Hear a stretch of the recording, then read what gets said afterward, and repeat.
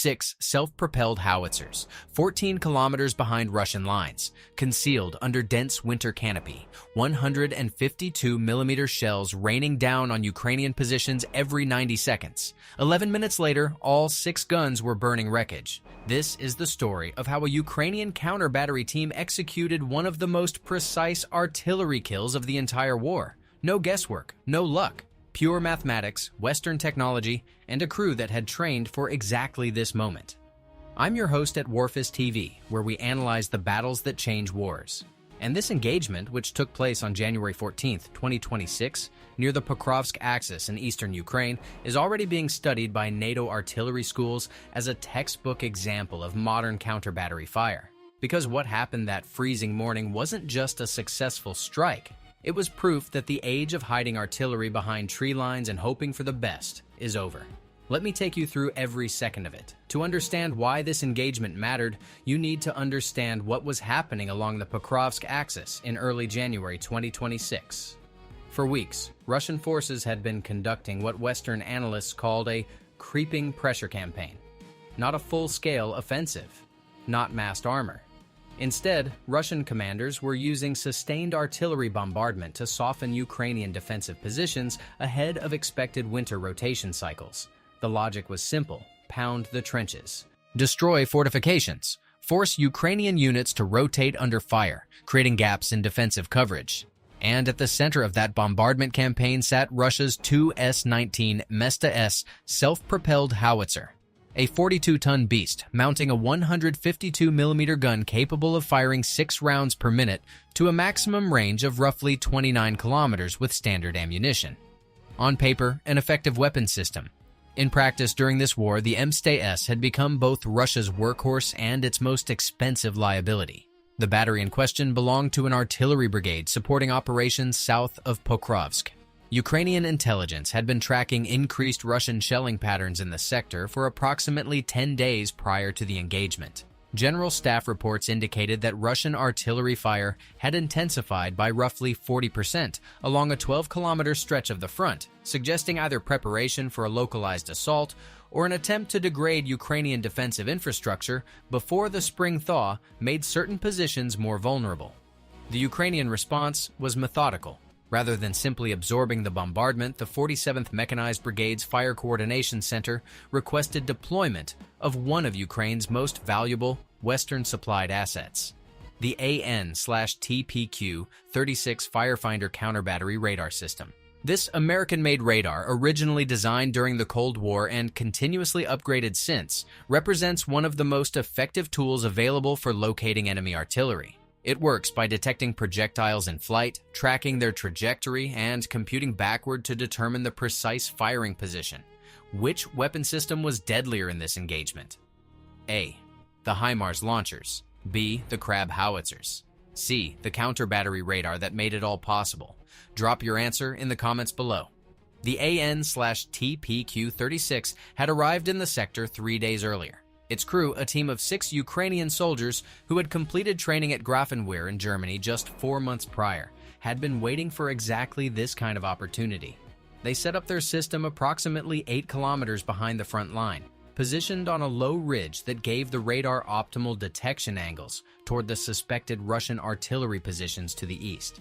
Now, here is what made this crew exceptional. Counter-battery radar is only as good as the people operating it and the network connecting it to shooters. Detection means nothing without rapid data transmission, and data transmission means nothing without pre-positioned firing units ready to engage within minutes. The Ukrainian military had spent the previous year building exactly this kind of integrated fire control network, linking Western-supplied sensors to a mix of Western and Soviet-era artillery through encrypted digital communication systems. The result was a kill chain that could go from detection to rounds on target in under 10 minutes. The Russian artillerymen did not know this network existed in their sector, and that ignorance was about to cost them everything. January 14th, 2026, 6:47 a.m. local time. Temperature minus 11 degrees Celsius. The ground across the Pokrovsk axis was frozen solid, covered in a thin layer of fresh snow that had fallen overnight. Visibility was poor. Low cloud cover hung at approximately 400 meters. For the Russian battery commander, these conditions likely seemed ideal for firing. Cloud cover would obscure overhead drone surveillance. The cold air would reduce sound propagation, making acoustic detection harder. And the early morning timing meant Ukrainian forces would be at their lowest alert state. At 6:47 a.m., the first Russian salvo erupted from a tree line 14.3 kilometers east of the nearest Ukrainian positions. The AN/TPQ-36 radar registered the incoming rounds within 4.2 seconds of launch. The system's phased array antenna detected 6 separate firing signatures within a span of approximately 18 seconds, indicating a staggered firing pattern. This staggered approach was deliberate. Rather than firing simultaneously, which would create a single, easily identifiable cluster of launch points, the Russian battery fired in a rolling sequence. Gun 1, then Gun 2, 3 seconds later, then Gun 3, and so on. The intent was to make it harder for counter-battery radar to distinguish individual positions from what might appear as a single gun firing repeatedly. Against older radar systems, this tactic occasionally worked. Against the AN/TPQ-36 with trained operators, it was useless. Stay with me on this, because what happens in the next 11 minutes destroys an entire Russian artillery battery and forces a complete repositioning of Russian guns across the sector. The radar crew processed the data with remarkable speed. Within 30 seconds of the first detection, the system had computed 6 discrete firing coordinates, each with a circular error, probable of less than 50 meters. The crew verified the data cross-referencing with known terrain features from satellite imagery, and at 6:48 a.m. the fire control team transmitted targeting coordinates simultaneously to 2 firing units. The first was a pair of M142 HIMARS launchers positioned 19 kilometers to the northwest. These launchers had been preloaded with M31A1 unitary warhead rockets, each carrying a 200-pound high-explosive fragmentation warhead with GPS-guided precision. The M142 HIMARS, manufactured by Lockheed Martin, is a wheeled launch platform capable of firing 6 rockets from a single pod. Its key advantage is not just range, which extends to approximately 80 kilometers with standard GMLRS rockets, but speed. A trained crew can fire all 6 rockets and displace from the firing position in under 5 minutes, making counter-battery strikes against HIMARS extraordinarily difficult. The second firing unit was a battery of 3 Polish-supplied AHS Crab self-propelled howitzers positioned 12 kilometers to the south. The Crab, built on a tracked chassis and mounting a 155mm gun barrel, combines NATO standard ammunition compatibility with a sophisticated automated fire control system. Its effective range with standard ammunition is approximately 40 kilometers, and with rocket-assisted projectiles it can reach beyond 50. For this engagement, the Crabs were loaded with standard M795 high-explosive rounds, which would provide sustained fire on the target area following the initial HIMARS strike. The fire mission was coordinated through a digital command network that Ukrainian forces had refined over months of operations. Rather than relaying coordinates by voice over radio, which introduces delays and transcription errors, the targeting data flowed electronically from the radar system to the fire direction center to the launchers. The entire data chain from detection to fire commands took approximately 90 seconds. At 6:49 a.m., 2 minutes and 12 seconds after the first Russian shell was detected, both HIMARS launchers received confirmed fire missions. At 6:50 a.m., the first HIMARS volley launched. 4 M31A1 rockets rippled from the launch pods in rapid succession. Each rocket accelerated to approximately Mach 2.5 as its solid fuel motor burned. GPS guidance systems corrected the trajectory continuously during flight. Time to target at 14.3 kilometers, approximately 38 seconds. Simultaneously, the 3 Crab howitzers opened fire. Their mission was slightly different. While the HIMARS rockets would strike the precise coordinates of each detected howitzer, the Crabs would deliver suppressive fire across the wider tree line to catch any crews attempting to flee and to destroy support vehicles, ammunition stockpiles, and command elements that would be positioned near but not directly at the gun positions. The first HIMARS rockets impacted at 6:51 a.m. Drone footage released by Ukraine's General Staff 17 days later showed the sequence in devastating clarity. The first strike hit within approximately 20 meters of a 2S-19 M/S howitzer that was still in its firing position. The 200-pound warhead detonated on impact, sending a column of fire and debris skyward. The blast wave and fragmentation were sufficient to catastrophically damage the vehicle, igniting its onboard ammunition storage. Secondary explosions followed within seconds. The Mesta S carries up to 50 rounds of 152mm ammunition in its hull. When that ammunition cooks off, the result is spectacular and lethal. The drone footage showed the turret of the first howitzer being blown completely off the hull, tumbling end over end before landing approximately 30 meters away.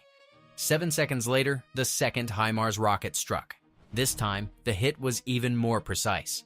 The rocket landed within an estimated 10 meters of the second howitzer.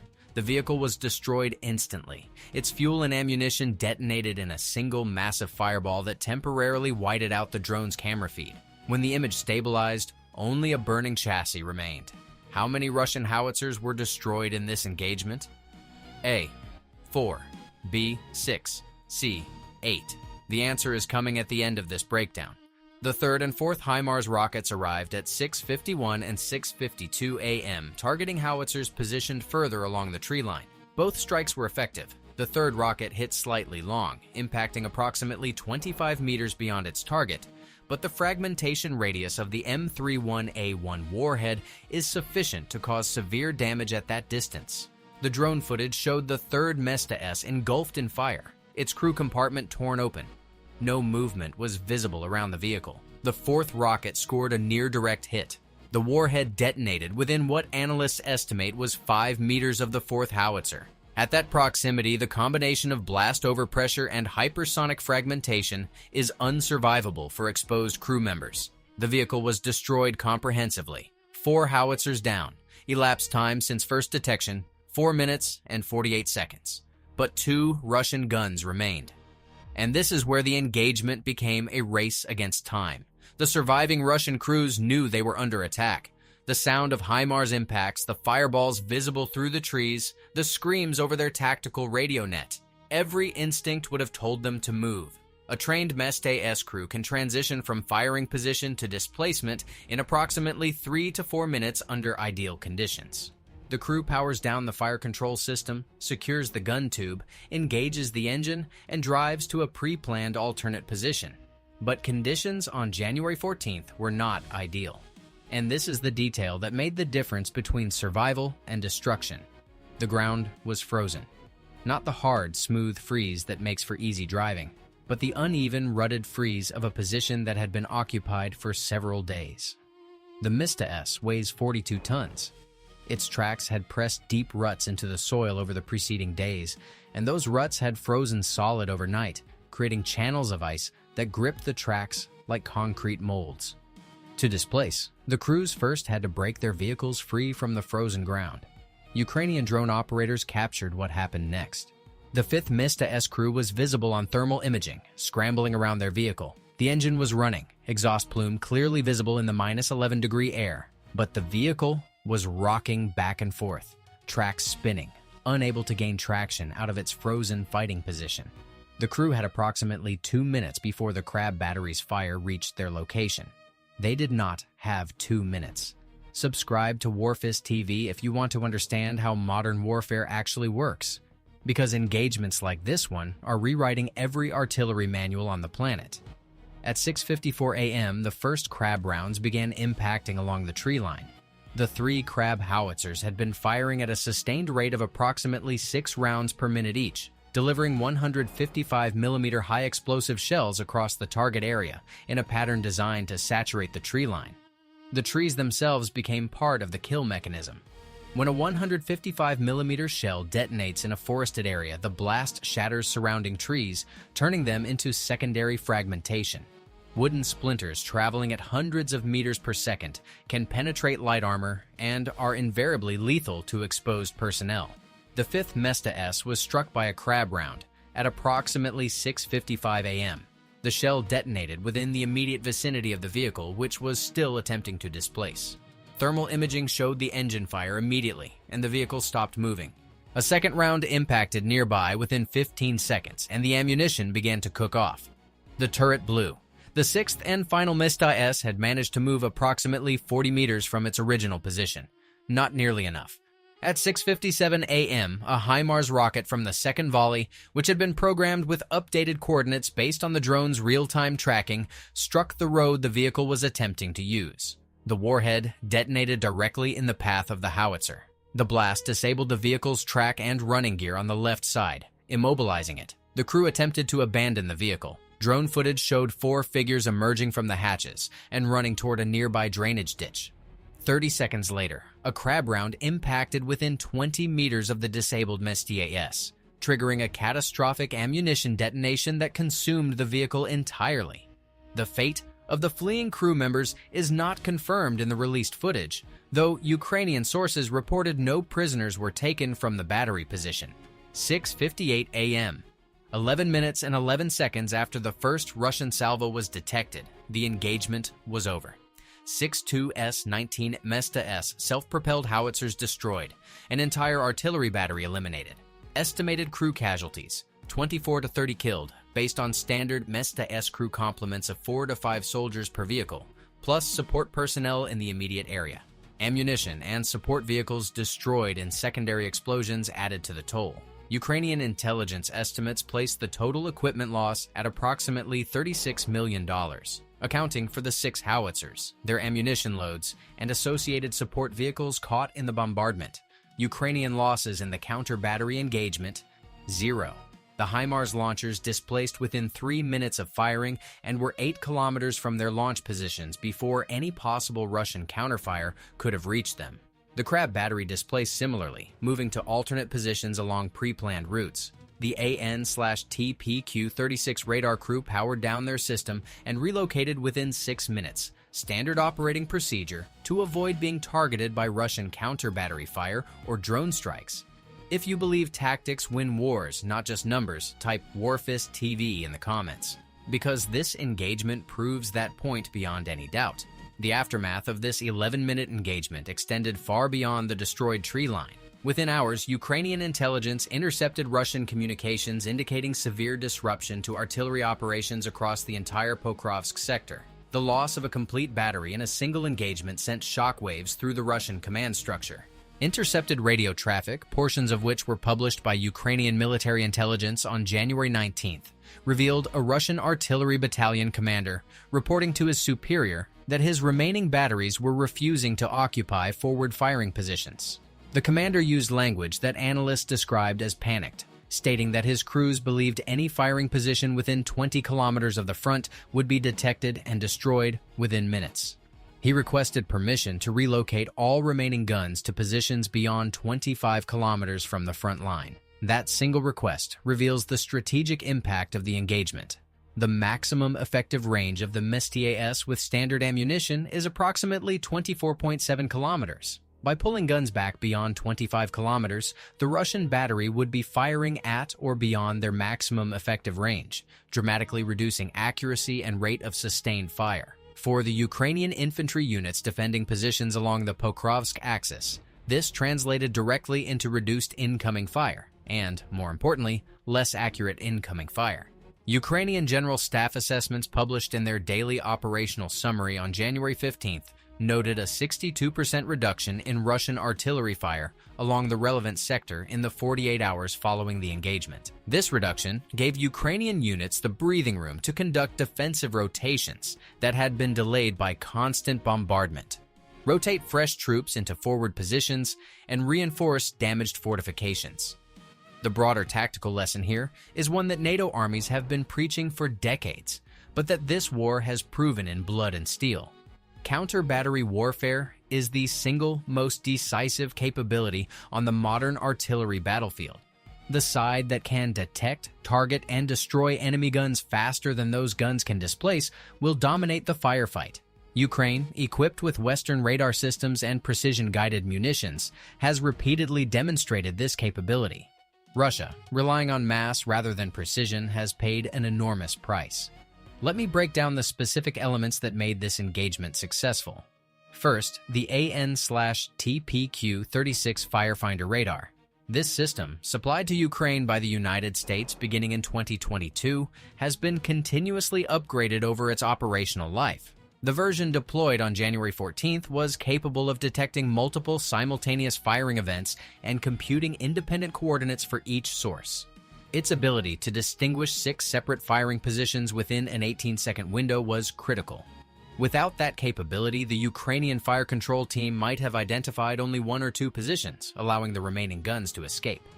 Second, the integrated fire control network. The speed of the kill chain, from detection to first impact in approximately 4 minutes, left virtually no time for the Russian crews to react. This speed was achieved not through any single technological advantage, but through systematic integration of sensors, communications, and shooters into a unified digital network. This is the kind of capability that takes months or years to build, and it represents one of the most significant military transformations Ukraine has undergone during this war.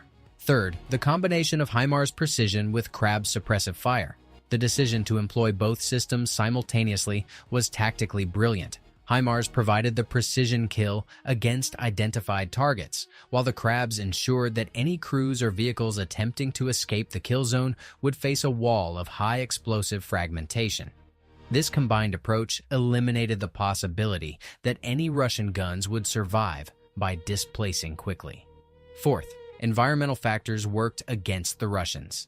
The frozen ground that immobilized the 5th and slowed the 6th Mistai was not something the Ukrainian planners could have predicted with certainty, but they were aware of the conditions.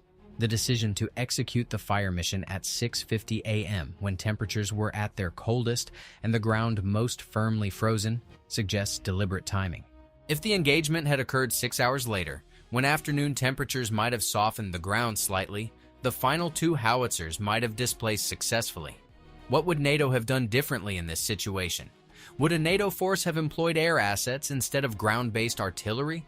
Would they have used a different sensor mix? Drop your tactical analysis in the comments. The engagement also highlighted a persistent Russian vulnerability that has defined much of the artillery war in Ukraine.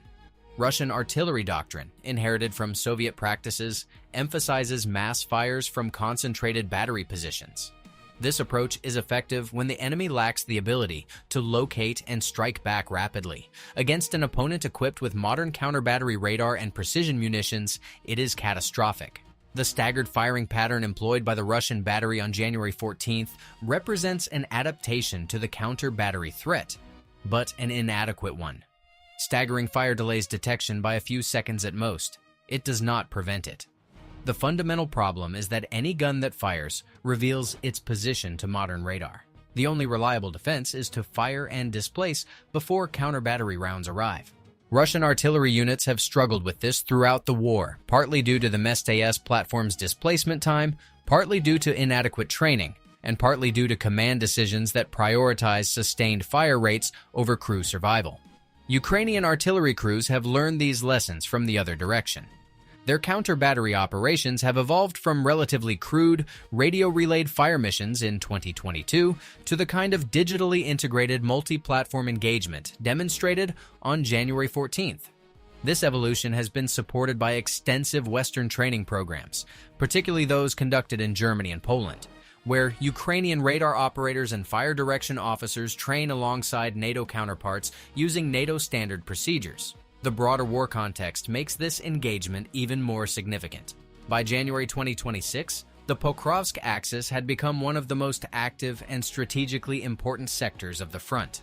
Russian forces had been attempting for months to push toward Pokrovsk itself, a logistics hub whose capture would severely disrupt Ukrainian supply lines in the eastern Donetsk region. Ukrainian forces had established a layered defensive system designed to absorb Russian pressure through a combination of fortified positions, mobile reserves, and aggressive counter-battery operations. The destruction of the Russian battery on January 14th was not an isolated event. It was part of a deliberate Ukrainian strategy to systematically degrade Russian artillery capability in the sector, forcing guns back out of effective range and reducing the bombardment that preceded Russian infantry assaults. Ukrainian commanders understood that without sustained artillery preparation, Russian infantry attacks were far less effective. Soldiers advancing without adequate fire support against prepared defensive positions suffered devastating casualty rates, and the data supports this. In the 2 weeks following the January 14th engagement, Russian infantry attacks along the relevant sector decreased by approximately 40%, according to Ukrainian General Staff assessments. The attacks that did occur were characterized by shorter and less accurate artillery preparation, resulting in higher Russian infantry casualties for minimal territorial gains. This is the compounding effect of successful counter-battery operations. Destroy the enemy's guns, and you don't just silence those specific weapons. You force remaining guns to operate less effectively. You reduce the quality of fire support for infantry operations. You erode confidence among artillery crews, making them hesitant to occupy forward positions. And you create a cascading failure across the enemy's combined arms system. The drone footage released on January 31st by Ukraine's General Staff provided one additional detail that deserves attention. In the final frames of the video, as smoke rose from 6 burning Mist-IS howitzers scattered along the devastated tree line, the camera panned to show a Ukrainian flag attached to the drone itself, fluttering in the freezing wind. It was a small gesture, symbolic, but it captured something essential about how Ukraine fights this war. Not with overwhelming numbers, not with unlimited resources, but with intelligence, precision, coordination, and the relentless innovation of soldiers who understand that every engagement must be fought as if the outcome of the entire war depends on it. Because in a war of attrition, every destroyed Russian gun, every disrupted battery, every sector where the bombardment goes quiet for a day is a victory that compounds over time. Real tactics, real consequences. Warfist TV. Now the answer to the question I posed earlier, how many Russian howitzers were destroyed in this engagement? The answer is B6. All 6 Tu-S19 EMS-S self-propelled howitzers in the battery were confirmed destroyed through drone footage analysis and subsequent satellite imagery. 4 were destroyed by HIMARS, M31A1 precision rockets, 1 by Crab 155mm howitzer fire, and 1 was immobilized by HIMARS and subsequently destroyed by Crab rounds that detonated its onboard ammunition. 0 howitzers escaped, 0 Russian guns survived, a complete battery kill. 3 questions to consider. Was the decision to fire from a position they had occupied for multiple days the critical Russian mistake? If the battery had displaced to fresh positions before firing, the frozen ground problem would not have existed, and at least some guns might have escaped. Could the Russian battery have survived if they had employed decoy positions or electronic countermeasures against the AN/TPQ-36 radar? Some Russian units have attempted to spoof counter-battery radar with electronic warfare systems. Would that have changed the outcome here? And what would you have done differently as the Ukrainian fire control officer? Would you have waited for a second Russian salvo to confirm all positions, risking the guns displacing in the meantime? Or would you have fired immediately on the first detection, as this crew did, accepting the possibility that some coordinates might be less precise? Drop your analysis in the comments. I read every one of them. Subscribe to Warfist TV, because we break down the battles that textbooks will study for decades. And this 11-minute engagement near Pokrovsk is one of them. The mathematics of counter-battery fire, the integration of Western sensors with precision munitions, the ruthless efficiency of a kill chain that leaves no time for escape. This is what modern artillery warfare looks like. And Ukraine is writing the textbook. The tree line east of Pokrovsk is quiet now. The snow has covered the craters. But somewhere beneath that white blanket, 6 burned-out hulks of Russian self-propelled howitzers sit in their frozen positions. Silent monuments to a battery that fired its last salvo on a January morning and never fired again. Modern warfare punishes tactical mistakes without mercy. Stay vigilant.